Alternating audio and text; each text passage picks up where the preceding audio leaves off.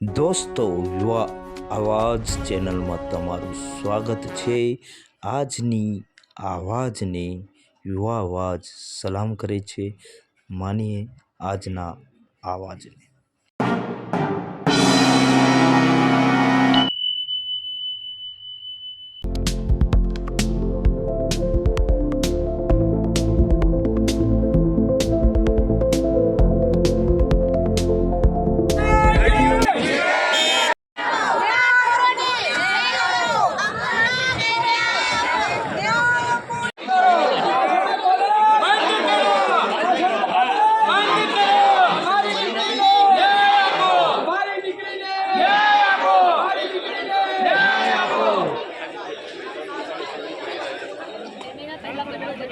વર્ષીય ઉર્વશી શ્રીમાળી આપઘાત કરી પોતાનું જીવન ટૂંકાવ્યું છે। પરિવારજનો છેલ્લા 2 દિવસથી છેલ્લા 2 મહિનાથી ન્યાયની માંગણી કરી રહ્યા છે, છતાં પણ શાસન પક્ષ તરફથી કોઈપણ પ્રકારની જે માંગણી છે તે સ્વીકારવામાં નથી આવી, કોઈપણ અરજીઓ સ્વીકારવામાં આવી છે તો એના પર કાર્યવાહી નથી કરવામાં આવી। અત્યારે આપણી સાથે કોંગ્રેસના ધારાસભ્ય જિગ્નેશભાઈ મેવાણી જોડાયેલા છે, આપણે એમની સાથે વાત કરીશું। સૌપ્રથમ સર, મારો પ્રશ્ન તમને એમ છે કે તમે જ્યારે પણ આવ્યા, જ્યારે કલેક્ટર ઓફિસમાં આપણે પ્રવેશ કર્યો ત્યારે બધાએ જ તમે કેસ કઢાવી દીધો, એના પાછળનું કારણ શું? રાજકીય કાર્યક્રમ નથી। અત્યારે હું ધારાસભ્ય તરીકે ઉપસ્થિત નથી, ગુજરાતના નાગરિક તરીકે છું અને આવો સ્પિરિટ, આવી ભાવના દરેક રાજકીય પક્ષના આગેવાનોનો કાર્યકરોમાં હોવી જોઈએ। બધી જ વસ્તુ રાજકારણથી પ્રેરાઈને, ખાસ કરીને ન્યાયની લડત ન લડવી જોઈએ, એટલા માટે મેં ખેસ ઉતરાવ્યો। આજે ઉર્વશીનું જે પ્રકરણ બન્યું છે એ બહુ શંકાસ્પદ છે અને દુઃખદાયી છે। એવું મર્ચન્ટ હોમિયોપેથિક કોલેજમાં શું થયું, વર્તન થયું, કોના દ્વારા થયું કે 19 વર્ષની ફૂલ જેવી માસૂમ દીકરીએ આત્મવિલોપનની ફરજ પડી અને સુસાઇડ નોટ પણ લખી છે।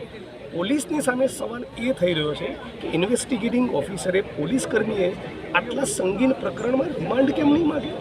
એક સામાન્ય આરોપી હોય તો પણ પોલીસ રિમાન્ડ માંગતી હોય છે, તો તમને શું પોલીસ તરીકે ઇન્ટ્રોગેશન કરવાની, રિમાન્ડ લેવાની, કયા કારણસર આ છોકરી સુસાઇડ કર્યું, આરોપીઓની શું ભૂમિકા હતી, આરોપીમાંથી જેટલા પણ લોકોના નામ છે એમાંથી કોણે ઉર્વશીને ટોર્ચર કર્યું, એની સાથે શું વર્તન કર્યું, એની પૂછતાછ કરવાનો જે રસ પોલીસનો હોવો જોઈએ, એ જો રસ હોત એમણે રિમાન્ડ માગ્યા હોત, એટલે રિમાન્ડ નહીં માગવા એ બિલકુલ મને ગળે ઉતરતું નથી। એટલે અમે કલેક્ટર સમક્ષ માગણી કરી છે કે આ ઇન્વેસ્ટિગેશન ન્યાયી, તટસ્થ અને તપાસ યોગ્ય થવી જોઈએ।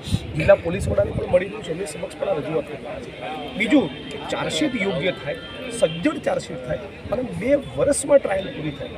આપણા દેશમાં જે પ્રમાણે ન્યાયિક સિસ્ટમ છે, 8 વર્ષ, 10 વર્ષ, 12 વર્ષ, 15 વર્ષ સુધી ઘણીવાર કેસના ચુકાદા નથી આપતા, પીડિત પરિવાર પણ થાકી જાય, હિંમત મૂકે છે, ન્યાયતંત્ર ઉપર ભરોસો ન રહે, આવું ન બનવું જોઈએ। 19 વર્ષની આ દીકરી એ ભારતની દીકરી છે, એ ગુજરાતની દીકરી છે, ગુજરાતની ફરી કોઈ ઉર્વશી સાથે આવું ન બને એવો રાજ્યની સરકારે દાખલો બેસાડવો જોઈએ અને એના ભાગરૂપે 2 વર્ષમાં કોઈ પણ સંજોગોમાં કેસની ટ્રાયલ કરવી જોઈએ, ફ્રી એન્ડ ફેર ઇન્વેસ્ટિગેશન થાય અને સજ્જડ ચાર્જશીટ કરવા માટે અમારી માંગ છે। જી બિલકુલ। તો જે રીતે જિગ્નેશભાઈ જણાવી રહ્યા છે એ પ્રમાણે કે એમની ધારદાર રજૂઆતો છે, એમને એવું પણ કહ્યું કે તે જિલ્લા વડા સાથે પણ વાત કરી રહ્યા છે, કલેક્ટર સાથે પણ વાત કરી રહ્યા છે। જિગ્નેશભાઈ, આ જે કિસ્સો છે પાછળના ઘણા સમયથી ચાલી રહ્યું છે, ગ્રાઉન્ડ રિપોર્ટ સૌથી પહેલાં અમારા દ્વારા કરવામાં આવ્યું હતું, કદાચ તમારા જ વિડીયોમાં મેં જોયું કે કેટલા લોકોને ડરાવવાની, ધમકાવવાની કોશિશ પણ કરી, કદાચ તમે ત્યાં સ્થળ ઉપર ઉપસ્થિત હતા, તો પોલીસની, મહેસાણા જિલ્લા પોલીસ પ્રશાસનની જવાબદારી એ પણ બને છે કે આ સત્તાધીશોએ, ટ્રસ્ટીઓએ, કોલેજવાળાઓએ, કોઈ વિદ્યાર્થી પોતાની વાત કહેતો હોય, પોતાની આપવીથી કહેતો હોય, કોઈ સત્ય જણાવતો હોય, હૈયાવરણ કાઢતો હોય, તેને ડરાવવાની કેમ જરૂર પડી? રાઈટ, મતલબ કે ક્યાંક ને ક્યાંક કંઈક રંધાઈ રહ્યું છે, કંઈક તમે છુપાવવા માંગો છો અને મીડિયા પર્સનની હાજરીમાં ડરાવે એનો મતલબ એમ કે આ લોકોને ખોફ નથી, મતલબ કે કોઈકની રાજકીય પનાશ છે।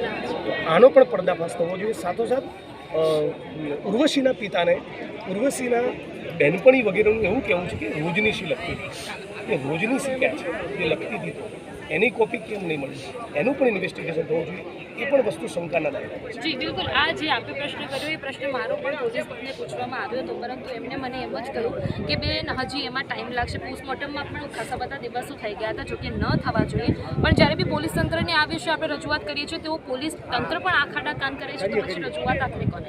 બિલકુલ, એટલા માટે મેં કલેક્ટર અને એસપીના જે મળવાના છે, મળ્યા, કલેક્ટરને તો મળ્યા, એસપીને મળ્યા, ઉપર પણ મેં રાજ્યના પોલીસ વડા, ડીજીપીને પણ મળ્યા હતા પીડિત પરિવારો સાથે।